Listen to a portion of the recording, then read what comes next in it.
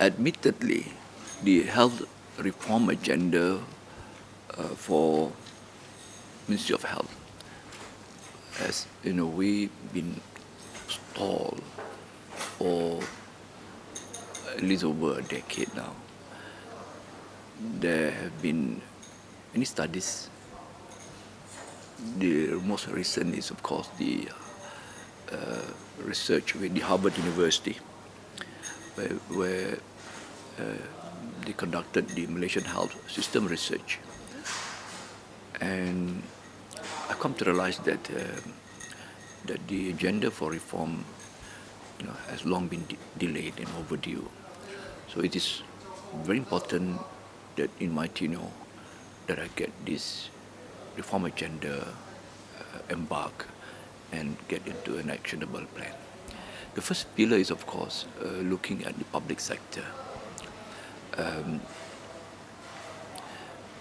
Because we have been, in a way, underspending by way of allocation for the ministry. The highest of our allocation was indeed in 2003, where it was 2.18% to GDP during Tun's Maldives time. And thereafter it has decreased or dwindled to 1.89 in 2016 and 1.87 in 2018. And in 2019, where I've come in my first year, there was a 0.01% increase. So it's now 1.87 to GDP.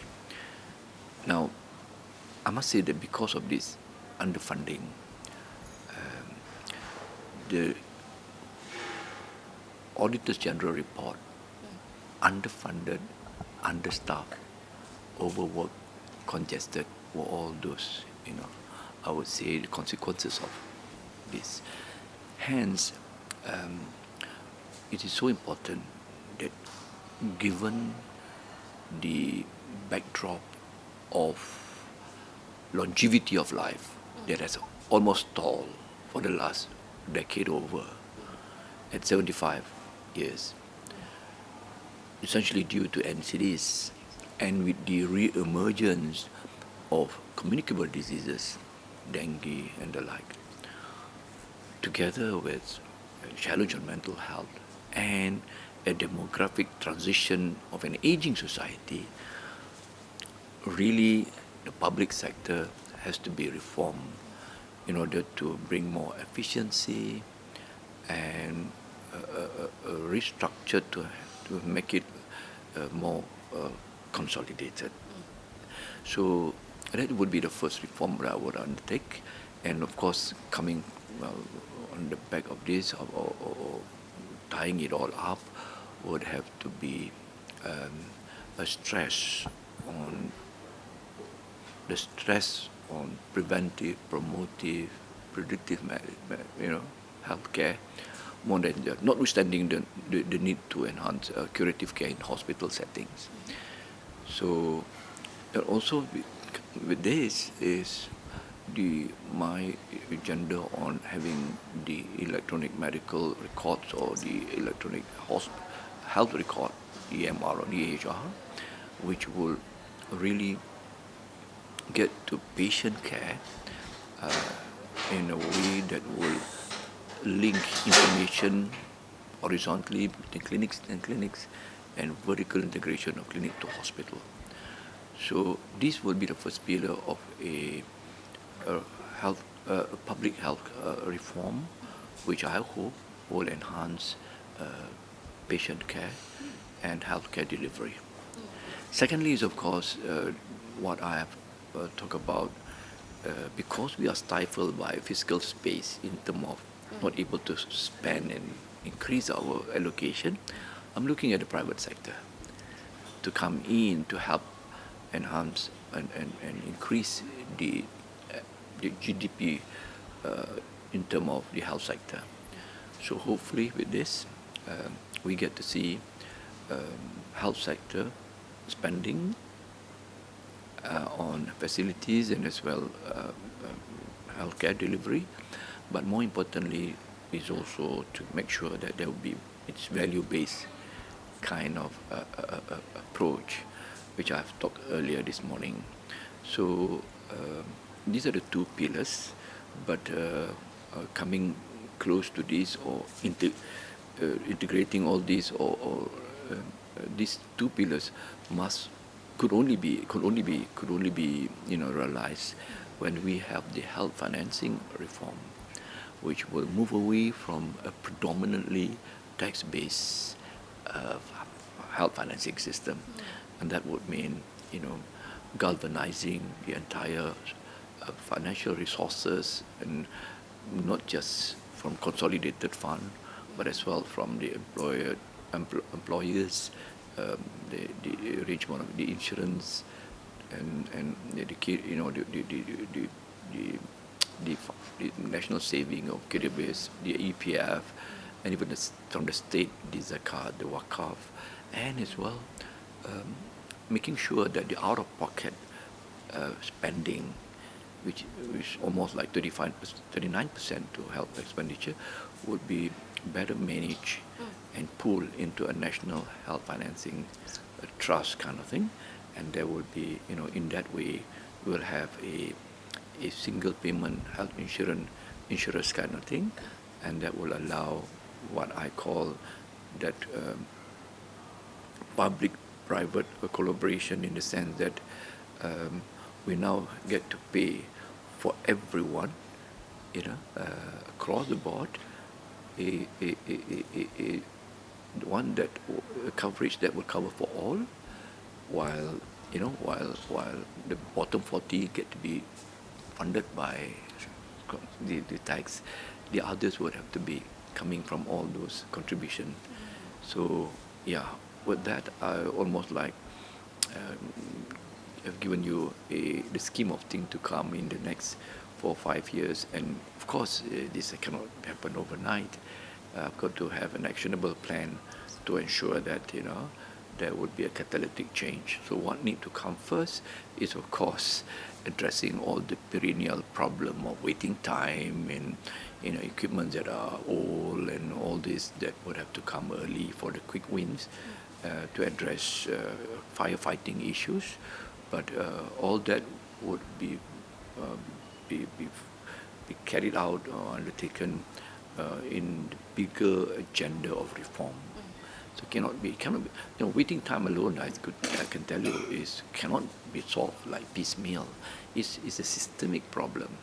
So this is, in a nutshell, how I put my agenda for reform for the next 5 years. Fantastic. Thank you very much. I would like to know also, what do you hope to achieve in the next year? In this coming budget, you mean? We have got a theme for this. The agenda is to enhance healthcare delivery, making it affordable, meaning as well accessible, of quality healthcare. So I'm very hopeful, like how I was given, or the Ministry of Health was given, a slightly bigger budget for 2019. I'm hopeful that Finance Minister would also again, empathize with us, because as I said in my speech, that health is truly a macro critical economic, social and political opportunity that the government of the day must truly uphold, and failure to do so will present a risk, in the sense of by way of trust of the people to the government. So my immediate next year's budget would have to see that I would be able to address needs, facilities needs, and I'm not so eager to keep building hospital, but more to enhance service delivery by way of quality, by way of addressing all the need to ensure that we will have in all, at all level. I mean, in the continuum of care, begin with the clinics as well as the hospital, and also looking at the rehabilitative aspect, the palliative aspect, mental health. All those have to be, galvanized and be given the appropriate budgeting. And also there is the rise of NCDs, as you mentioned a little bit earlier. What are the gaps in healthcare delivery to address NCDs? How can we fix that? Right. Incidentally, we have already rolled out from 1st of January 2019 what I regard as the game changer in the sense of addressing NCDs. You know very well that NCDs contribute to 75% of premature deaths in Malaysia by way of diabetes, hypertension, and its sequelae or complications. They die because finally of complication in end-stage renal failure or hypertension come with hyperlipidemia, hypercholesterolemia. They die of cardiovascular accident, of stroke and complication of it all, and as well cancers and whatnot. So, yes, this program we call Peduli Kesihatan or PK B40, addressing the bottom 40 community or rakyat's need, is essentially to address the challenge of NCDs. And the most important approach is to go for preventive. In order to prevent, it's first to diagnose. You know very well, for everyone that we diagnose, there's another one that we have not diagnosed. Even those we have diagnosed and come to some form of treatment and intervention, you got to make sure that they are properly controlled by way of, sugar level, by way of hypertension and whatnot. So these are all the reasons why premature death is happening, and is, according to the studies, it's contributed by 75%. It's contributed 75% attributed to the NCDs. So yes, that be the way we will handle them. Screening and just not screening, but immediately into treatment, and of course we want to, as I said, go for truly important role of gatekeeping, meaning primary care. And meaning primary care means all our 1,000 over clinics throughout the country, and from type 1 to type 7. Type 1 is the biggest one, type 7 is the smallest one. Then we have the community, the clinic desa or the community clinic, run by nurses, or the community nurses we call it. So this is how I would want to strengthen and fortify preventive, promotive healthcare by strengthening primary healthcare and the role of family medicine physician specialists, and also those handling clinics all over the country, so that they get to truly be the gatekeeper. And it makes a lot of economic sense for us. Otherwise, when they go into end-stage renal failure, when they go to the complication of hypertension or whatever others, it would be a heavy burden, by way of a heavy burden of, by way of cost to the government. Okay. So, there are lots of sobering statistics coming out of Malaysia, but what do you think is one thing to be hopeful about over the next few years that we should all be very positive about? Right. I regard myself as a perpetual optimist, and despite the those that I've mentioned to you on the NCDs and the re-emerging of communicable diseases and the emerging aging population or whatnot, but I must say that we have not done too badly either. Okay, but more importantly is for health literacy to be enhanced. For as soon as this is able to be, undertaken, then you will have the citizenry taking ownership of their health, because we call it healthcare, meaning healthcare is about maintaining your well-being. Otherwise, it's going to be sick care, as I always said it. It's always treating and reactive, curative. So I'm positive if we are able to address lifestyle, and chronic diseases or NCDs are essentially diseases of lifestyle. So if we get to, active living as opposed to sedentary life, if we get to, ensuring that proper dieting, and also, of course, healthy cooking before healthy eating, and the campaign that we hope that we will continue, we hope will be, there is a buying in from the rakyat. So I think, moving forward, we truly hope that, for us to have rakyat yang sihat dan sejahtera, there must be earnestness and, involvement of the rakyat in maintaining their own health.